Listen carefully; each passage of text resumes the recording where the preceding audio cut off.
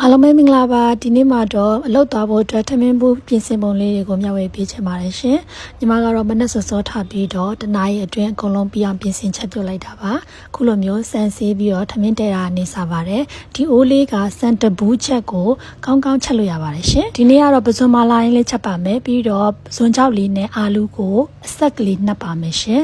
အာလူးလေးတွေကိုအတုံးလေးတုံးပြီးပြင်ဆင်ထားပါမယ်ပဇွန်ကြောက်ချက်သွန်ပြူတွေကိုကြိတ်ထားပါမယ်ပြီးပြီဆိုရင်တော့ညီမကဒီပဇွန်မာလာထဲမှာလိုအပ်တဲ့ဖက်ဖယ်ပင်စိမ်းစားရတွေကိုလည်းတင်လိုက်ပါတယ်ထမင်းလေးလည်းပွက်နေပါပြီပြီးရင်တော့အာလူးအရင်နှက်လိုက်ပါမယ်အာလူးကကြာလို့ပေါ့နော်အဲ့တော့ညီမကအရင်ဆုံးအာလူးကိုစီတက်ပြီးတော့နှက်မဲ့ချိန်ကျရင်တော့ဖိုးလေးပြောင်းပြီးတော့နှက်ထားလိုက်ပါတယ်ပြီးရင်တော့ဒီဘက်ဖိုးမှာပဇွန်လေးကိုကြော်လိုက်ပါတယ်ရှင်ကဲပဇွန်လေးလည်းရပြီကုန်ရပြီဆိုလို့ရှိရင်တော့အာလူးလေးလည်းနှက်သွားပြီပေါ့နော်